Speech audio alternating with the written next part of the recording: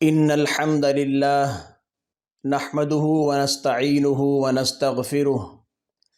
بسم اللہ الرحمن الرحیم۔ آج کی اس ویڈیو میں یہ بتانا ضروری سمجھتا ہوں کہ جادو کیسے ہوتا ہے اور کیسے ٹوٹتا ہے۔ نبی کریم صلی اللہ علیہ وسلم پہ جادو کیا گیا۔ ولا يؤوده حفظهما وهو العلي العظيم۔ صلح حدیبیہ کے موقع پہ نبی کریم صلی اللہ علیہ وسلم صلح حدیبیہ کے بعد جب مدینہ منورہ تشریف لے گئے تو وہاں لوگوں نے خیبر کا یہودی تھا اس سے رابطہ کیا، لبید بن اعصم نامی یہودی سے رابطہ کیا کہ یہ اشرفیاں لے لیں اور نبی کریم صلی اللہ علیہ وسلم پہ نعوذ باللہ جادو کر دیں۔ تو کافی ایک بیش بہا قیمت تھی، اشرفیاں زیادہ تھیں، تو وہ تیار ہو گیا کہ میں جادو کروں گا۔ اب وہاں نبی کریم صلی اللہ علیہ وسلم کی خدمت میں ایک بچہ کام کیا کرتا تھا، اس بچے سے انہوں نے رابطہ کیا تو ایک کنگھی منگوائی جو نبی کریم صلی اللہ علیہ وسلم اپنے سر مبارک میں استعمال فرمایا کرتے تھے۔ اس میں اس یہودی لبید بن اعصم کو چند بال مبارک بھی مل گئے نبی کریم صلی اللہ علیہ وسلم کے۔ تو اس یہودی نے ایک قبیلہ زریق ہے، اس میں ایک کنواں ہے زروان نامی، اس کنویں کے اندر نبی کریم صلی اللہ علیہ وسلم کے جو اوپر جادو کیا ہوا تھا اس کو ڈال دیا۔ اس نے ایک پتلا لیا، اس میں 11 سوئیاں چبھوئیں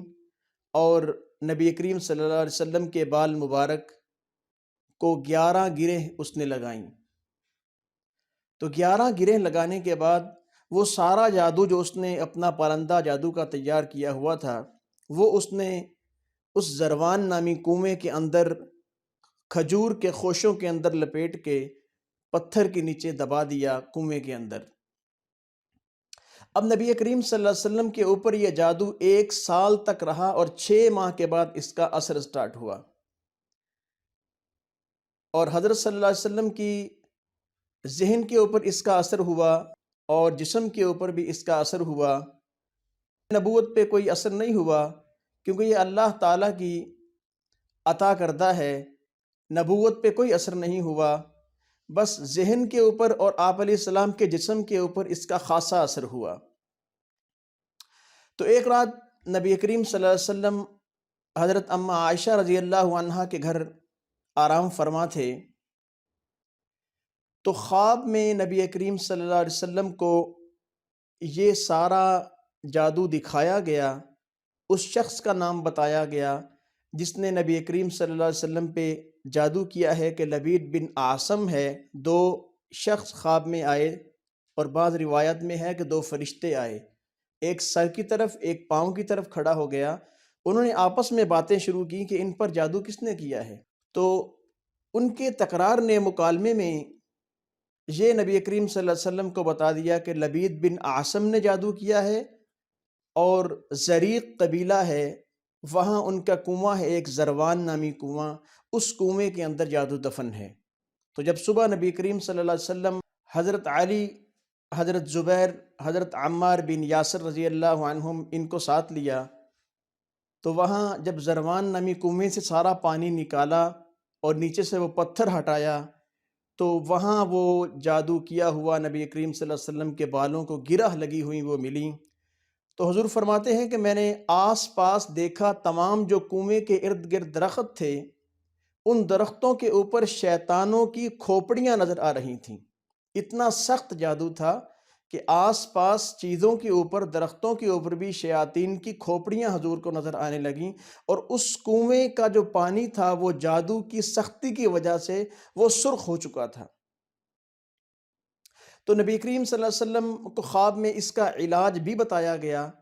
کہ سورۃ فلق اور سورۃ الناس کی 6 آیتیں ہیں، اور سورۃ الفلق کی 5 آیات ہیں۔ تو خواب میں یہ علاج بتایا گیا کہ آپ دونوں